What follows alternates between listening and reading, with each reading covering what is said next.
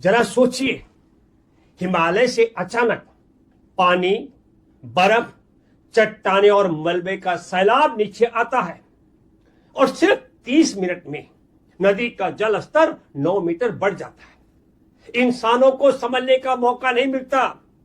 गांव बह जाते हैं, सड़कें बह जाती हैं, पुल बह जाते हैं, हाइड्रो पावर परियोजनाएं प्रभावित हो जाती हैं, सैकड़ों लोगों की जान चली जाती है और हजारों लोग लापता हो जाते हैं। इनमें हमारे अपने भारतीय नागरिक भी हैं। लेकिन सवाल सिर्फ नेपाल का नहीं है। नेपाल की नदियां भारत में आती हैं। और जरा सोचिए, अगर नेपाल के प्रभावित 15 हाइड्रो पावर प्रोजेक्ट पूरी तरह बन चुके होते तो ऐसी एक्सट्रीम फ्लड में क्या खतरा और बढ़ सकता था? मैं यहां नहीं कह रहा कि वे निश्चित रूप से टूट जाते, लेकिन क्या उनकी स्वतंत्र सुरक्षा समीक्षा नहीं होनी चाहिए? और 2013 के केदारनाथ को याद कीजिए, वहां हमें एक बहुत बड़ी बात समझ आई थी। नदी अपना रास्ता नहीं भूलती, हम भूल जाते हैं। नमस्कार, मैं हूं भूपेंद्र रावत और आप देख रहे हैं राजनीतिक पोल खोल। नेपाल में आखिर हुआ क्या? 26 अगस्त की सुबह नेपाल तिब्बत सीमा के पास एक भयानक प्राकृतिक आपदा सामने आई। तिब्बत की तरफ से ग्लेशियर और बर्फ के विशाल हिस्से के टूटने के बाद पानी, बर्फ, चट्टान और मलबे का जबरदस्त प्रभाव नीचे आता है। पानी का रास्ता रुका, अस्थायी झील बनी और दबाव बढ़ने के बाद पानी और मलबे का सैलाब तेजी से नीचे आया।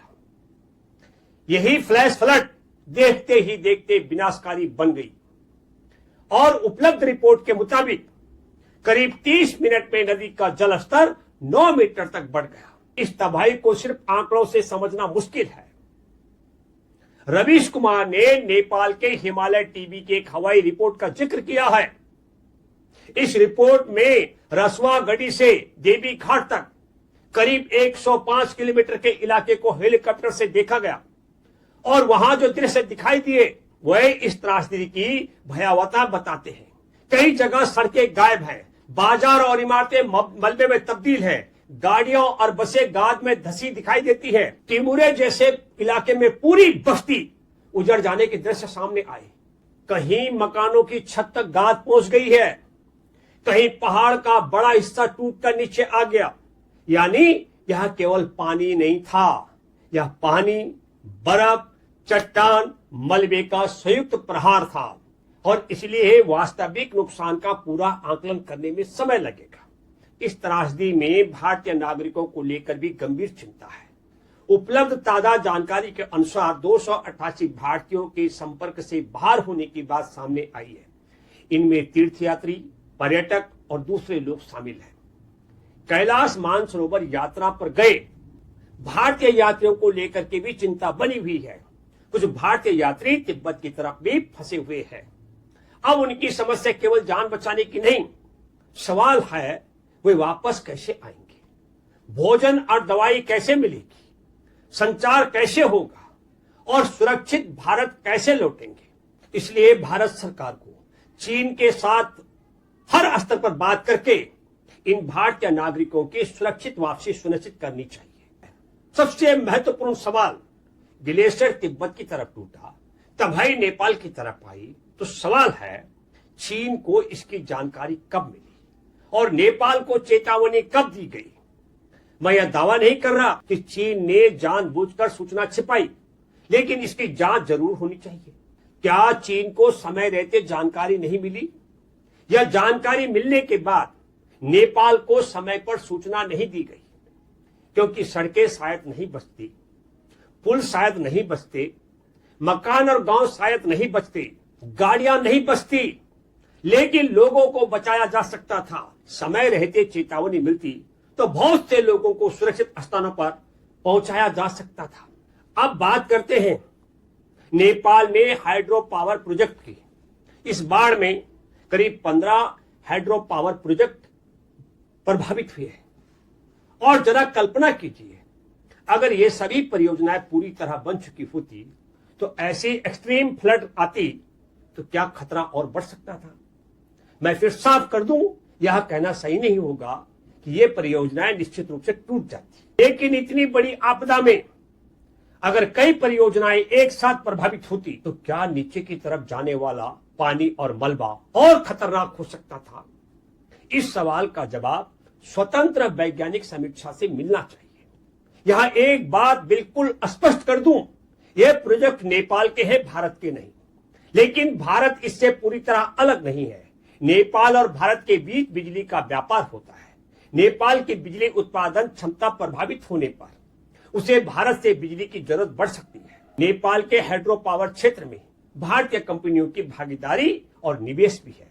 और सबसे महत्वपूर्ण, नेपाल की नदियां भारत की तरफ आती हैं, इसलिए हिमालय में होने वाली बड़ी आपदा भारत के लिए भी चेतावनी है। अगर हिमालय से आने वाले असामान्य पानी की समय रहती जानकारी मिल जाए तो क्या हम अपनी नदियों, बैराजों और जलाशयों का बेहतर प्रबंधन नहीं कर सकते? क्या पहले से पानी की स्थिति को देखते हुए निश्चित रूप से पानी छोड़ा नहीं जा सकता? क्या एडवांस वार्निंग सिस्टम और मजबूत नहीं किया जा सकता? और हां, एक बात स्पष्ट है, इतने विशाल सैलाब को सिर्फ पंप लगाकर रोक देना कोई आसान समाधान नहीं है। लेकिन आधुनिक विज्ञान के दौर में पूर्व चेतावनी और बेहतर जल प्रबंधन से नुकसान कम करने की कोशिश जरूर की जा सकती है। और अब हमें 2013 को याद करना होगा। जून 2013 की केदारनाथ त्रासदी में हजारों लोगों की मौत हुई और हजारों लोग लापता हुए। गांव उजड़े, सड़कें और पुल बह गए, मकान और होटल तबाह हुए।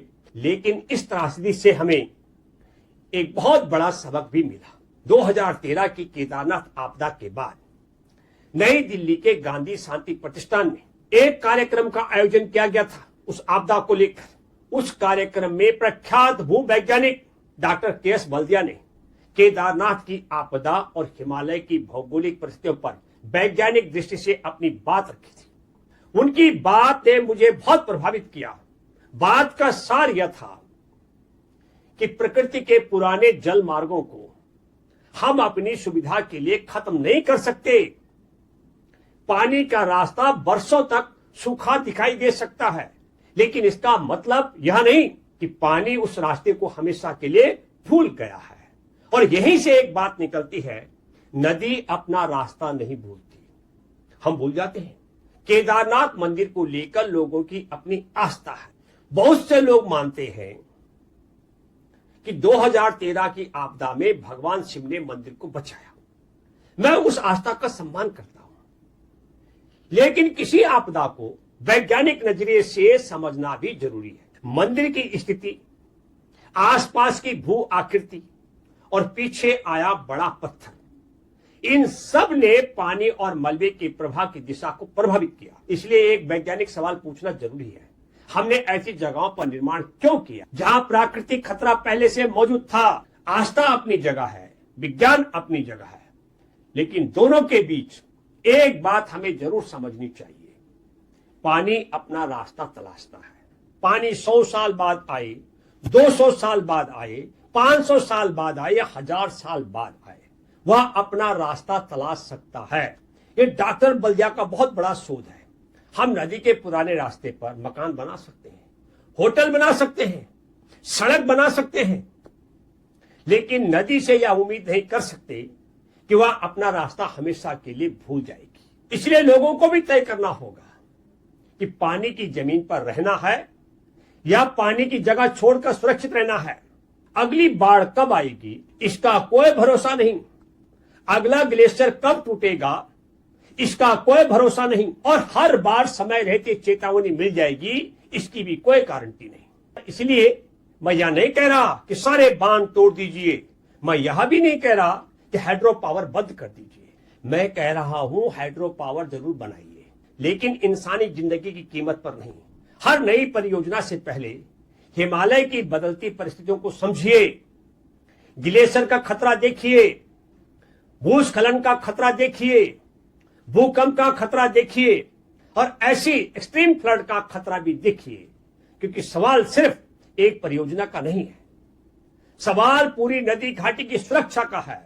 और अगर कई परियोजनाएं एक ही आपदा में प्रभावित हो तो उसका सामूहिक प्रभाव क्या होगा, इसकी भी समीक्षा होनी चाहिए। सड़क फिर बन सकती है, पुल फिर बन सकता है, मकान फिर बन सकता है, हाइड्रो पावर परियोजनाएं फिर बनाई जा सकती है, लेकिन इंसान की जिंदगी वापस नहीं लाई जा सकती। 2013 ने हमें चेतावनी दी थी। 2026 का नेपाल हमें फिर चेतावनी दे रहा है। अब सवाल है कि हम तीसरी चेतावनी का इंतजार करेंगे या अभी से तय करेंगे कि विकास होगा, लेकिन प्रकृति के रास्ते को समझकर। और आम लोगों से भी मेरी अपील है, पानी की जमीन पर कब्जा कागज पर भले ही जायज हो, लेकिन प्रकृति के सामने कागज की कोई ताकत नहीं। नमस्कार, मैं हूं भूपेंद्र रावत और आप देख रहे थे राजनीतिक पोल खोल। फिर मिलते हैं नई वीडियो के साथ। राजनीतिक पोल खोल पर तब तक के लिए जय हिंद।